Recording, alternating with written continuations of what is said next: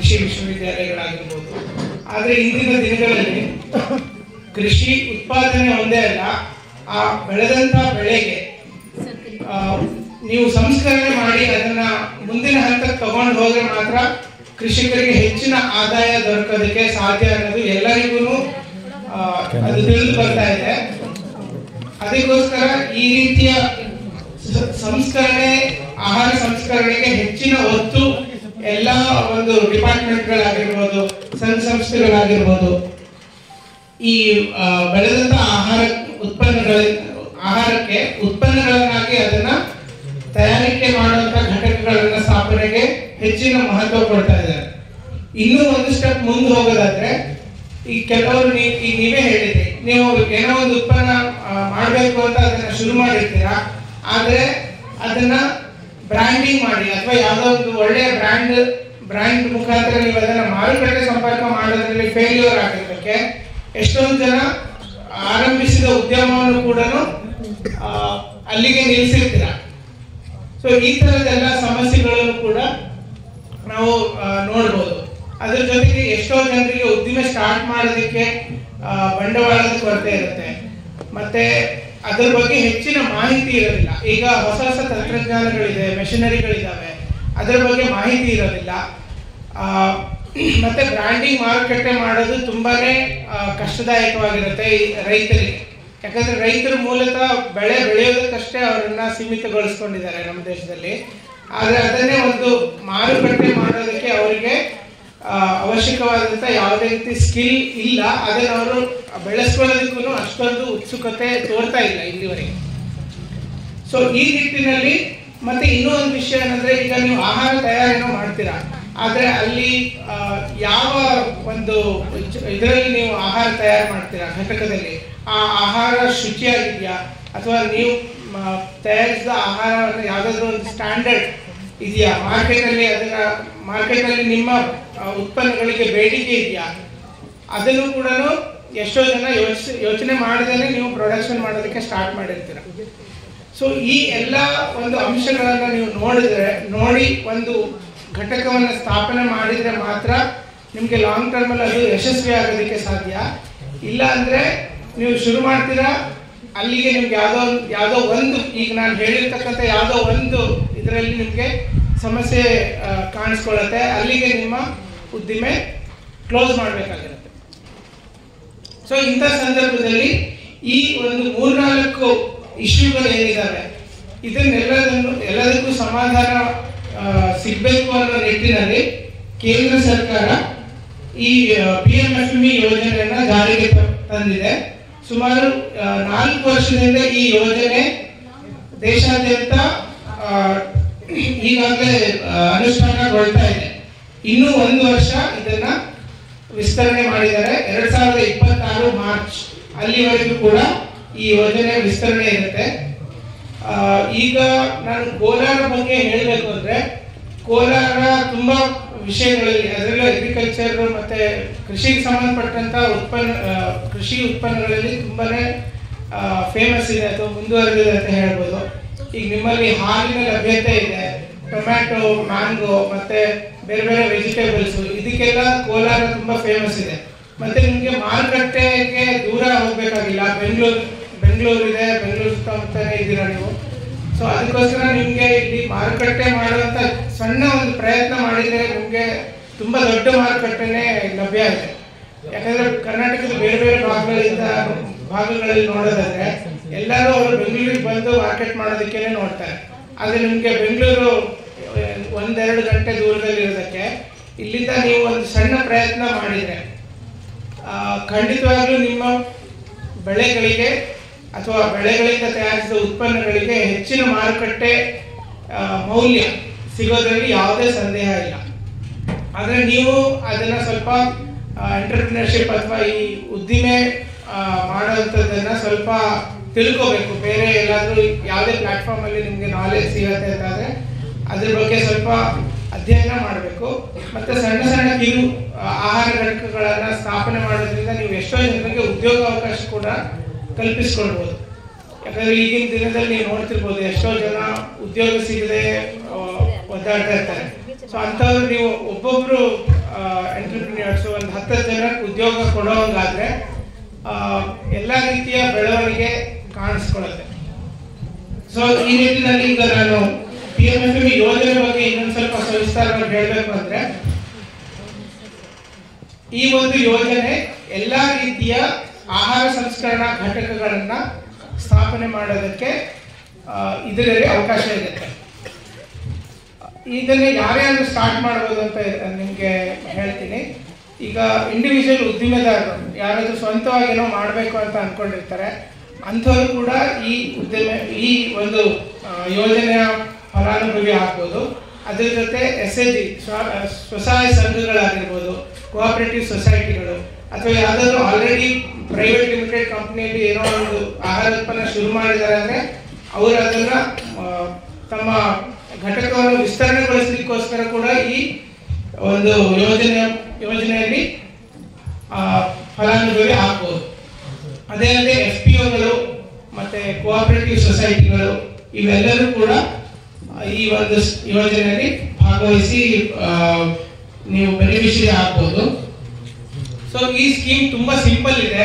ನೀವು government scheme ಅಂದ ಕೂಡಲೇ ನಿಮಗೆ ಎಷ್ಟೊಂದು ಜನರಿಗೆ ಭಾವನೆಗಳಿರುತ್ತೆ, ಅದ್ರಲ್ಲಿ ತುಂಬಾ ಡಾಕ್ಯುಮೆಂಟೇಶನ್ ಬೇಕು, ಅಥವಾ ಯಾವುದೋ ಒಂದು ಎಲ್ಲರಿಗೂ ಅದು ಸಿಗಲ್ಲ, ಅಥವಾ ಅದರಲ್ಲೂ ತುಂಬಾನೇ ಡಾಕ್ಯುಮೆಂಟ್ಸ್, ಆ ಡಾಕ್ಯುಮೆಂಟ್ಸ್ ಕೇಳ್ತಾರೆ, ಈ ಡಾಕ್ಯುಮೆಂಟ್ಸ್ ಕೇಳ್ತಾರೆ ಅಂತ. ಸೊ ಈ ಯೋಜನೆಯಲ್ಲಿ ನಿಮಗೆ ಯಾವುದೇ ರೀತಿ ದೊಡ್ಡ ಒಂದು ತಲೆ ಕೆಡಿಸ್ಕೊಳ್ಳುವಂತ ಯಾವುದೇ ವಿಚಾರಗಳು ಇರಲ್ಲ. 18 ವರ್ಷ ವಯಸ್ಸಿಗಿಂತ ಜಾಸ್ತಿ ಇದ್ದವರು ಯಾರಾದ್ರೂ ಕೂಡ ಈ ಯೋಜನೆಯಲ್ಲಿ ಫಲಾನುಭವಿಗಳು ಆಗ್ಬೋದು. ಮತ್ತೆ ಇದಕ್ಕೆ ವಿದ್ಯಾರ್ಹತೆ ಇಷ್ಟೇ ಇರಬೇಕು ಅನ್ನೋ ಯಾವುದೇ ರೀತಿ ಕಂಡೀಷನ್ ಇರಲ್ಲ. ಈ ಯೋಜನೆ ಯಾವ ರೀತಿ ವರ್ಕ್ ಆಗುತ್ತೆ ಅಂತ ಹೇಳ್ತೀನಿ. ಈಗ ನೀವು ಒಂದು ಉದ್ದಿಮೆ ಸ್ಟಾರ್ಟ್ ಮಾಡಬೇಕು ಅಂತ ಅನ್ಕೊಂಡಿರ್ತೀರಾ, ಅದಕ್ಕೆ ಒಂದು ಮೂಲ ಬಂಡವಾಳ ಬೇಕಾಗುತ್ತೆ. ಸೊ ಆ ಮೂಲ ಬಂಡವಾಳನ ಬ್ಯಾಂಕ್ ಕಡೆಯಿಂದ ನಿಮಗೆ ದೊರಕಿಸಲಾಗುತ್ತೆ. ನಿಮ್ಮ ಕೆಲವೊಂದಿಷ್ಟು ಸಿಂಪಲ್ ಡಾಕ್ಯುಮೆಂಟ್ಸ್, ನೀವು ಲೋನ್ ಅಪ್ಲೈ ಮಾಡೋದಕ್ಕೆ ಯಾವ್ಯಾವ ಡಾಕ್ಯುಮೆಂಟ್ ಬೇಕೋ ಅದಷ್ಟು ಡಾಕ್ಯುಮೆಂಟ್ಸ್ ಇದ್ರೆ ಸಾಕಾಗುತ್ತೆ. ಅದನ್ನ ನೀವು ಬ್ಯಾಂಕ್ ಅವ್ರ ಹತ್ರ ತಗೊಂಡೋಗಿ ನಿಮ್ಗೆ ಲೋನ್ ಎಲಿಜಿಬಿಲಿಟಿ ಇದೆಯೋ ಇಲ್ವೋ ಅನ್ನೋದನ್ನ ಚೆಕ್ ಮಾಡಿಸಿದ್ರೆ ನೀವು ಸುಲಭವಾಗಿ ಈ ಒಂದು ಯೋಜನೆಯಡಿ ಅನುದಾನ ಪಡ್ಕೋಬಹುದು. ಸೊ ಬ್ಯಾಂಕ್ ಅಲ್ಲಿ ನಿಮ್ಮ ಡಾಕ್ಯುಮೆಂಟ್ ಸಬ್ಮಿಟ್ ಮಾಡಾದ್ಮೇಲೆ ಏನಾಗುತ್ತೆ, ಅವ್ರು ನಿಮ್ಮ ಎಲಿಜಿಬಿಲಿಟಿ ಚೆಕ್ ಮಾಡ್ತಾರೆ. ಮತ್ತೆ 10 ಲಕ್ಷದವರೆಗೆ ಈ ಯೋಜನೆಯಲ್ಲಿ ಯಾವುದೇ ರೀತಿ ಕೊಲ್ಯಾಟ್ರಲ್ ಕೇಳೋಂಗಿಲ್ಲ ಅಂತ ಕೂಡ ಕೇಂದ್ರ ಸರ್ಕಾರ ಇದು ಮಾಡಿದೆ. ಈ ಯೋಜನೆಯ ಗೈಡ್ಲೈನ್ಸ್ ಅಲ್ಲೂ ಕೂಡ ಹೇಳಿದೆ. ಸೊ ಇದರಲ್ಲಿ ಈಗ ಮತ್ತೊಂದು ಮುಖ್ಯವಾಗಿ ಏನಾಗುತ್ತೆ ಅಂದ್ರೆ, ನೀವು ಅಪ್ಲಿಕೇಶನ್ ಹಾಕ್ಬೇಕು ಅಂತಂದ್ರೆ ಅಥವಾ ಯಾವುದೇ ಅರ್ಜಿ ಸಲ್ಲಿಸಬೇಕು ಆ ಘಟಕ ಸ್ಥಾಪನೆಗೆ ಅಂತಂದ್ರೆ DRP ಅಂತ ಇರ್ತಾರೆ, ಅಂದ್ರೆ ಜಿಲ್ಲಾ ಸಂಪನ್ಮೂಲ ವ್ಯಕ್ತಿ ಅಂತ. ಸೊ ಇಲ್ಲಿ ನಮ್ಮ ಜೊತೆಗೆ ಒಬ್ರು ಜಿಲ್ಲಾ ಸಂಪನ್ಮೂಲ ವ್ಯಕ್ತಿಯಾಗಿ ಇತ್ತೀಚೆಗಷ್ಟೇ ಆಯ್ಕೆಗೊಂಡಿರುವಂತ ಪವನ್ ಅಂತ ಇದ್ದಾರೆ. ಸೊ ನೀವು ಹೆಚ್ಚಿನ ಮಾಹಿತಿಗೆ ಅವರನ್ನು ಕೂಡ ಈ ಮೀಟಿಂಗ್ ನಂತರ ನೀವು ಕಾಂಟ್ಯಾಕ್ಟ್ ಮಾಡಬಹುದು. ಸೊ ನೀವು ಅರ್ಜಿಯನ್ನ ಇವ್ರ ಮೂಲಕ ಬ್ಯಾಂಕಿಗೆ ಸಲ್ಲಿಸ್ತೀರಾ. ಬ್ಯಾಂಕ್ ಕಡೆಯಿಂದ ಏನ್ ಮಾಡ್ತಾರೆ, ನಿಮ್ಮ ಅರ್ಜಿಯನ್ನು ನೋಡ್ತಾರೆ, ನೀವೇನ್ ಘಟಕ ಸ್ಥಾಪನೆ ಮಾಡ್ಲಿಕ್ಕೆ ಇಷ್ಟಪಡ್ತಿದ್ದೀರಾ, ಆಮೇಲೆ ನಿಮ್ಮ ಬಿಸ್ನೆಸ್ ಪ್ಲಾನ್ ಏನು, ಅದನ್ನೆಲ್ಲ ನೋಡಿ ನಿಮ್ಗೆ ಲೋನ್ ಸ್ಯಾಂಕ್ಷನ್ ಮಾಡ್ತಾರೆ. ಸ್ಯಾಂಕ್ಷನ್ ಮಾಡಿದ್ಮೇಲೆ ನಿಮ್ಗೆ ಏನಾಗುತ್ತೆ, ಈ ನೀವು ಉದಾಹರಣೆಗೆ ಒಂದು 10 ಲಕ್ಷದ ನಿಮ್ದು ಪ್ರಾಜೆಕ್ಟ್ ಕಾಸ್ಟ್ ಇದೆ ಅಂತ ಅನ್ಕೊಳ್ಳಿ. 10 ಲಕ್ಷಕ್ಕೆ 50% ಸಬ್ಸಿಡಿಯನ್ನ ಸರ್ಕಾರನೇ ಕೊಡುತ್ತೆ. ಸೊ ನೀವು 10 ಲಕ್ಷ ಬ್ಯಾಂಕ್ ಅಲ್ಲಿ ಲೋನ್ ಮಾಡಿದ್ರೆ ಬರೀ 5 ಲಕ್ಷ ಮಾತ್ರ ನೀವು ತೀರಿಸಬೇಕು, ಉಳಿದ 5 ಲಕ್ಷ ಡೈರೆಕ್ಟ್ ಆಗಿ ಬ್ಯಾಂಕ್ ಅಕೌಂಟ್ಗೆ ಸಬ್ಸಿಡಿ ತಲುಪುತ್ತೆ. ಸೊ ಅಂದ್ರೆ ಈಗ ಕೇಂದ್ರ ಸರ್ಕಾರದ 35% ಸಬ್ಸಿಡಿ ಮತ್ತು ನಮ್ಮ ಕರ್ನಾಟಕ ರಾಜ್ಯ ಸರ್ಕಾರದ ಕಡೆಯಿಂದ 15% ಎಕ್ಸ್ಟ್ರಾ ಸಬ್ಸಿಡಿ ಇರುತ್ತೆ. ಸೊ ಒಟ್ಟು 50% ಸಬ್ಸಿಡಿ ನಿಮಗೆ ಸಿಗುತ್ತೆ. ಸೊ ಇದರಷ್ಟು ನಿಮ್ಗೆ ಬೆನಿಫಿಟ್ ಕೊಡುವಂತ ಯಾವುದೇ ಸ್ಕೀಮು ಇನ್ನೊಂದು ಸಿಗಲ್ಲ ನಿಮಗೆ. ಯಾಕಂದ್ರೆ 50% ಈಗ ನೀವು 1 ಲಕ್ಷ ಲೋನ್ ಮಾಡಿದ್ರೆ 50,000 ಸರ್ಕಾರದಿಂದಲೇ ಬರುತ್ತೆ, ಉಳಿದ 50,000 ಮಾತ್ರ ನೀವು ಕಟ್ಕೊಂಡು ಹೋಗ್ಬೇಕಾಗತ್ತೆ. 3 ವರ್ಷದವರೆಗೆ ಲಾಕ್ ಇನ್ ಇರುತ್ತೆ. ನೀವು 3 ವರ್ಷದಿಂದ ಲೋನ್ ಇಂದ ಹೊರಗೆ ಬರಕ್ಕಾಗಲ್ಲ. 3 ವರ್ಷ ನೀವು EMI ಕಟ್ಕೊಂಡು ಹೋದ್ರೆ ನೀವು 3 ವರ್ಷದಲ್ಲಿ ಲೋನ್ ಕ್ಲಿಯರ್ ಆಗುತ್ತೆ. ಅದ್ರ ಜೊತೆಗೆ ನಿಮ್ಮ ಸಬ್ಸಿಡಿನೂ ಕೂಡ ಬ್ಯಾಂಕಿಗೆ ಬಂದು ತಲುಪಿರುತ್ತೆ ಅಷ್ಟೊಳಗೆ. ಸೊ ಇದು ನಿಮಗೆ ಮುಖ್ಯವಾಗಿರತಕ್ಕಂಥ ಈ ಒಂದು ಸ್ಕೀಮ್ ನಲ್ಲಿ ದೊರೆಯತಕ್ಕಂಥ ಒಂದು ಮುಖ್ಯವಾದ ಸಬ್ಸಿಡಿ ಅಂತ ಹೇಳ್ಬೋದು. ಇದಷ್ಟೇ ಅಲ್ಲದೆ ಈಗ ನಾನು ಹೇಳಿರೋದು ಬರೀ ಸ್ಕೀಮಿನ ಒಂದು ಪಾರ್ಟ್ ಮಾತ್ರ. ಅಂದ್ರೆ ಈಗ ಒಬ್ಬರು ಯಾರಾದ್ರೂ ಇಂಡಿವಿಜುವಲ್ ಅಪ್ಲಿಕೆಂಟ್ ಅಂತ ಹೇಳ್ತೀವಿ, ವೈಯಕ್ತಿಕ ಉದ್ಯಮದಾರರು ಅಂತವರು ಈ ರೀತಿ ಪ್ರಕ್ರಿಯೆ ಮೂಲಕ ಈ ಒಂದು ಸ್ಕೀಮ್ ನಡಿ ಫಲಾನುಭವಿಗಳಾಗಬಹುದು.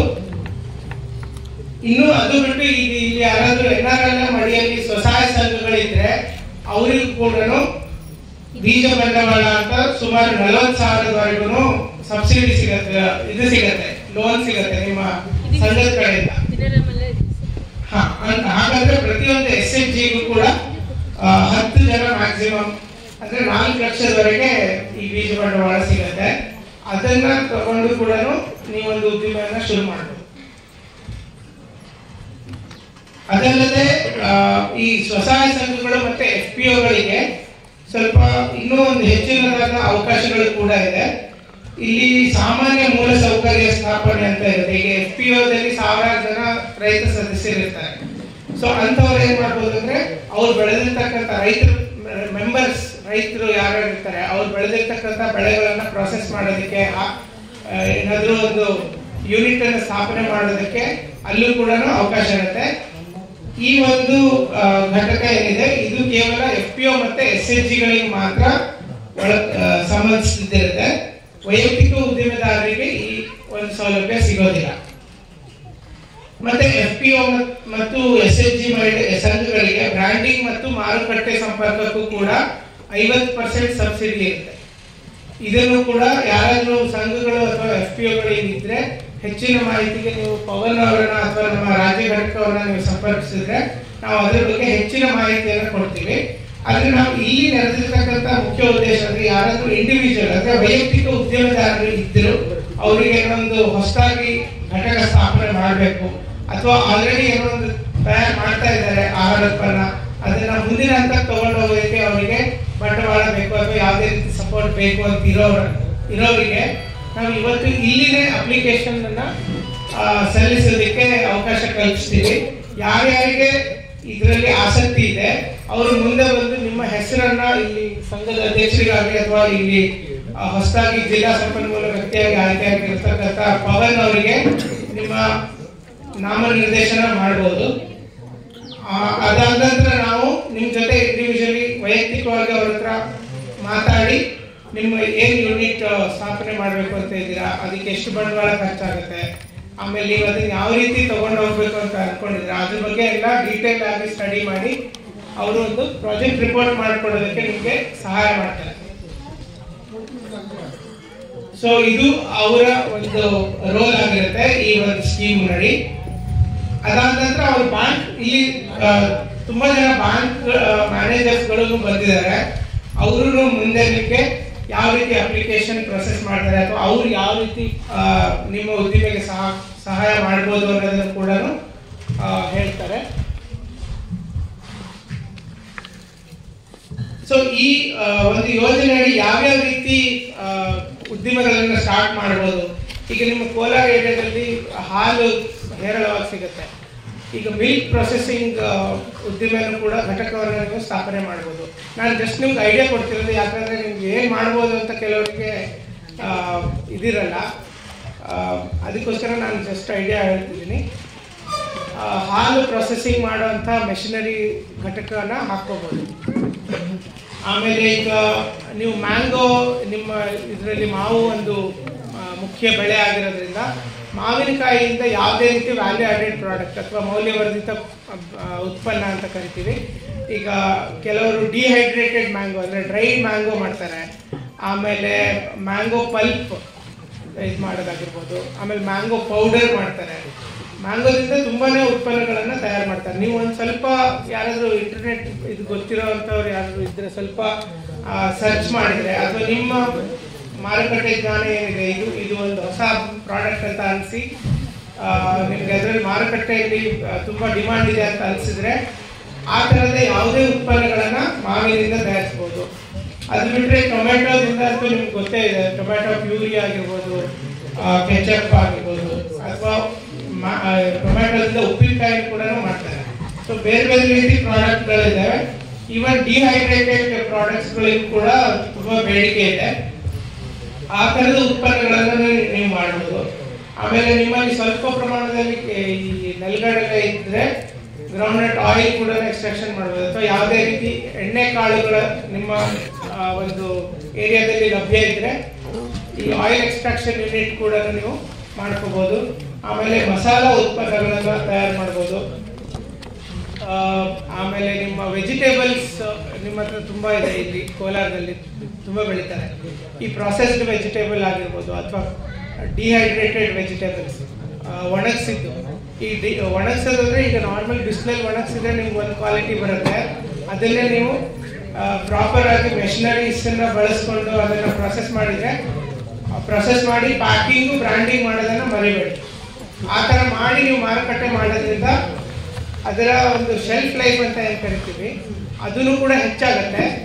ಅದಲ್ಲದೆ ನಿಮಗೆ ಹೆಚ್ಚಿನ ಒಂದು ನೀವು ಬೆಳೆದಂಥ ಬೆಳೆಯನ್ನೇ ನೀವು ಸಂಸ್ಕರಣೆ ಮಾಡೋದ್ರಿಂದ ನೀವು ಬರೀ ಬೆಳೆಯನ್ನು ಮಾರಾಟ ಮಾಡಿದ್ರಕ್ಕಿಂತ 3 ರಿಂದ 5 ಪಟ್ಟು ಹೆಚ್ಚು ನೀವು ಉತ್ಪನ್ನ ಗಳಿಸ್ಬೋದು.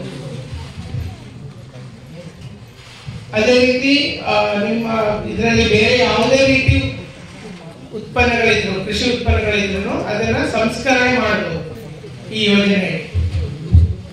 ಸೊ ಇನ್ನೂ ಏನಾದರೂ ನಿಮಗೆ ಡೌಟ್ ಇದ್ರೆ ಕೇಳ್ಬೋದು, ನಾನು ಇಲ್ಲಿ ಉತ್ತರಿಸ್ತೀನಿ. ಮತ್ತೆ ಇನ್ನೊಂದು ವಿಷಯ ನಿಮ್ಗೆ ಹೇಳ್ಬೇಕಂತಿದೆ. ಈ ಸ್ಕೀಮ್ ನಲ್ಲಿ ನಿಮಗೆ ಮ್ಯಾಕ್ಸಿಮಮ್ 15 ಲಕ್ಷದವರೆಗೆ ಸಬ್ಸಿಡಿ ಸಿಗುತ್ತೆ. ಉದಾಹರಣೆಗೆ ನೀವು 30 ಲಕ್ಷದ ಒಂದು ಪ್ರಾಜೆಕ್ಟ್ ಮಾಡ್ಕೊಂಡಿದ್ದೀರಾ ಅಂದ್ರೆ 15 ಲಕ್ಷದವರೆಗೆ ನಿಮಗೆ ಸಬ್ಸಿಡಿ ಸಿಗುತ್ತೆ.